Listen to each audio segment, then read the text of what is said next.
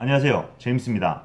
오늘 제가 말씀드릴 것은 기업이 상장하는 이유, 그리고 비상장 주식의 투자 수익은 언제, 어떤 타이밍에 생기느냐, 왜 중요하냐, 그거에 대해서 제가 설명을 드리도록 하겠습니다.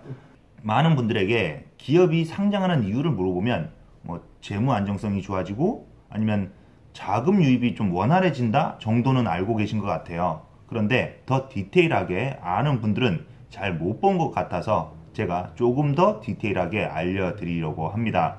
대한민국의 1인 이상 모든 사업체는 448만여 곳입니다.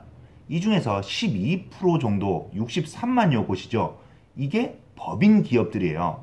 그러면 이 63만여 곳 중에 상장 기업은 몇 개냐? 2200여 곳입니다. 한마디로 법인 기업 63만여 곳 중에 0.4%가 채 되지 않는다는 뜻입니다. 이렇게 희박한 비율을 가지고 있는데도 불구하고 상장을 하려는 이유 분명히 있을 겁니다.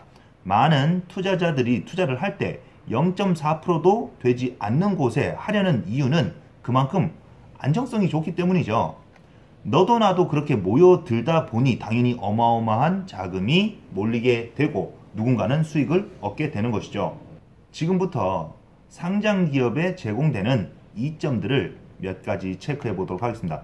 첫 번째, 기업의 신뢰도가 올라갑니다.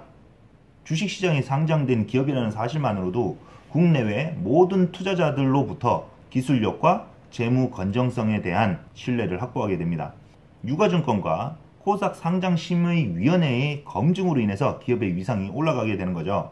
두 번째, 상장을 통해 기업에 필요한 막대한 투자금을 확보할 수 있다는 겁니다. 상장을 추진하게 되면 기존 자본금의 약 20%에서 30% 정도를 신주 발행하게 되는데요. 이로써 기업은 자본금의 증가와 자본 잉여금을 확보하게 됩니다. 예를 들어 자본금이 50억인 기업이 있다면 주당 가격, 한마디로 액면가는 500원일 거고 한마디로 1000만 주를 가지고 있는데 이때 상장해서 신주를 20% 발행한다면 기존 주식수 1000만 주에 20%인 200만 주 신주 발행돼서 1200만 주가 되죠. 그런데 액면가는 500원이었잖아요. 그런데 이것을 상장하면서 신주 발행하면 만약에 공모가 10,000원이었다. 그럼 20% 가지고 200억이라는 회사 자금이 생기는 겁니다. 세 번째, 회사는 200억이 생겼잖아요. 이제 이 자금으로 기술 개발을 하든 공장을 증설을 하든 해외 시장 개척을 하든 또는 매출 향상과 관련된 자금을 확보하였기 때문에 그동안 회사의 부채 이런 것도 갚을 수도 있고요. 기업의 부채 비율 낮아지면 당연히 신용도가 높아지잖아요. 이런 식으로 굉장히 좋은 방향으로 회사를 이끌 수가 있습니다.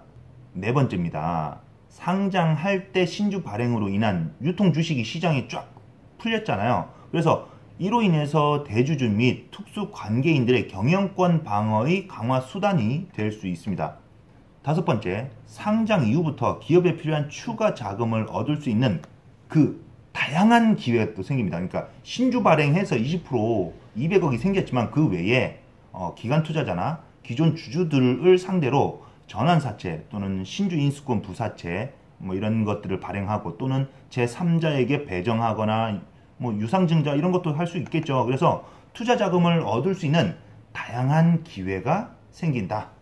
이렇게 해서 한마디로 회사의 미래 가치를 올릴 수 있게 되는 거죠. 자금이 충분하고 기업 가치를 높여서 더 많은 자금을 유입시키려는 대기업의 자회사나 독점 시장을 형성하고 있는 기업들은 상장 시기를 약간 좀 땡길 수도 있고 또는 늘릴 수도 이러면서 회사에 유리한 조건일 때 상장을 하기도 합니다.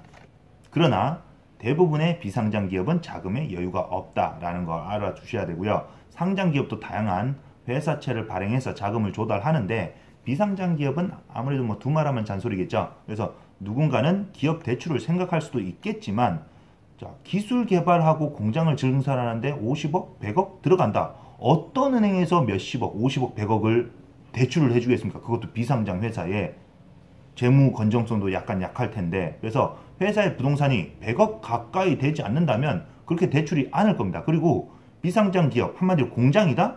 제조업이니까 이럴 때는 공장이 80% 정도까지도 대출이 나와서 공장을 만들 수 있기 때문에 당연히 대출 안 나오죠. 절대 못 나옵니다. 그리고 비상장 기업은 재무제표가 그렇게 튼튼하지 않는다는 거 아까 말씀드렸듯이 이자가 비싼 사채, 한마디로 3금융 사용하기엔 마이너스가 너무 높은 거죠. 대체로 비상장 기업은 수익률이 그렇게 높지 않다라는 거 알아두셔야 되겠습니다. 만약 여러분들이라면 상장 가능한데 안 하시겠습니까? 또는 조금만 노력하면 상장할 수 있는데 안 하시겠어요? 설사 될지 안 될지 모르지만 일단 도전은 하지 않겠습니까? 그리고 이런 기업을 찾아낼 수만 있다면, 그리고 상장 전에 투자할 수만 있다면 여러분은 인생의 로또를 맞은 것이랑 똑같은 효과를 낼 수 있습니다.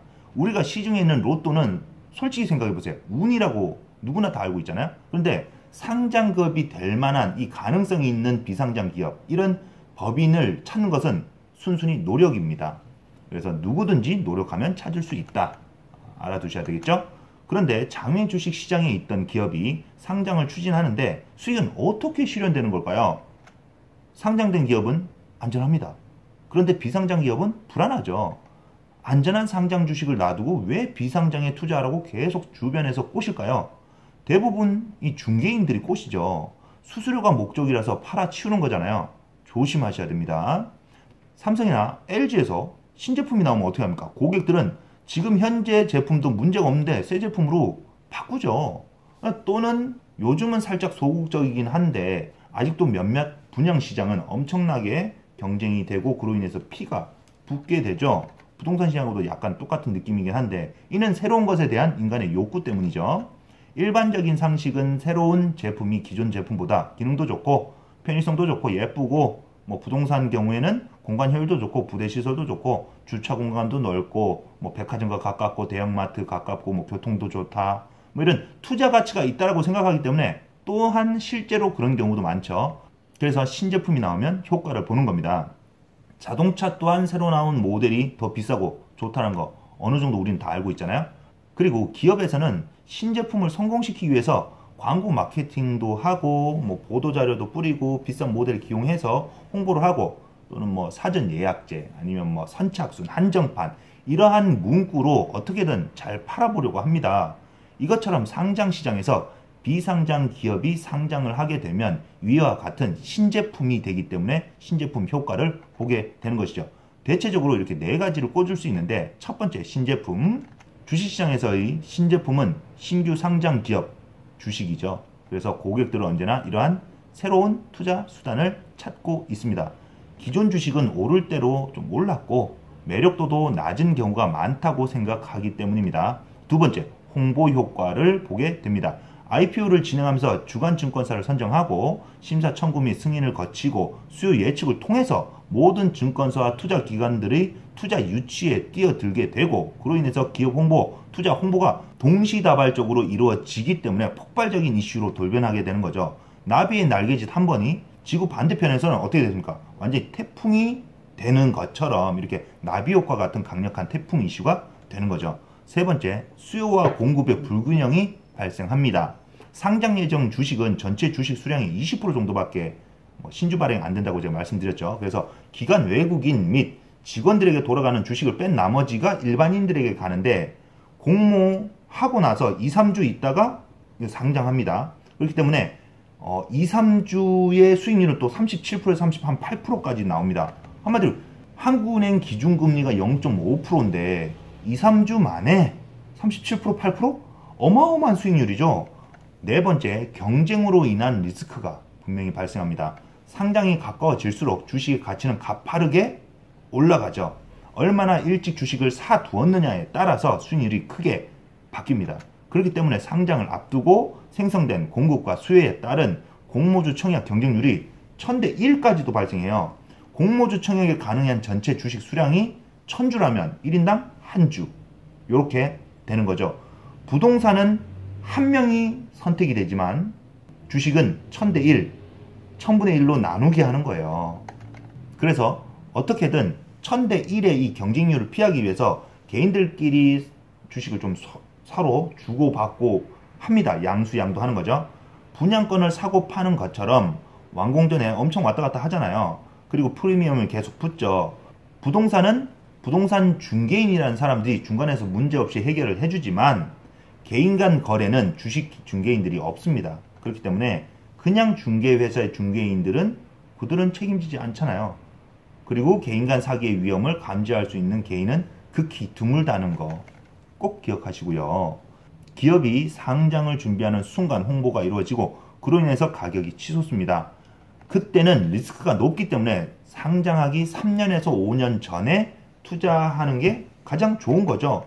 혹시 주변에서 이번 년에 또는 내년에 상장한다는 말을 혹시 하시는 분들이 있습니까? 그래서 투자하라고? 절대 투자 시기적으로 맞지 않습니다. 이미 늦었습니다. 그리고 그렇게 될 거면 자기 돈 들여서 하든가 집 팔고 대출 내고 마이너스 통장해서 자기가 하는 게 맞아요. 그것을 왜 여러분들에게 알려주겠습니까? 가족도 아닌데? 욕심에 눈 멀지 마시고요. 사기 안 당하는 게 중요한 겁니다. 이치 어긋난 투자는 멀리 하시는 게 맞다라는 겁니다. 그래서 공부하라는 겁니다. 돈이 걸려있기 때문에 차갑게 생각하시고 냉정하게 바라보셔야 된다는 겁니다. 오늘 영상은 여기까지입니다. 도움이 되셨다면 좋아요 눌러주시고요. 관련된 영상을 꾸준히 보시길 원하신다면 구독 눌러주십시오. 그리고 새로운 컨텐츠를 위해서 알림 설정도 좀 해놓으시면 좋겠습니다. 그럼 저는 다음 영상에서 뵙도록 하겠습니다. 안녕히 계세요.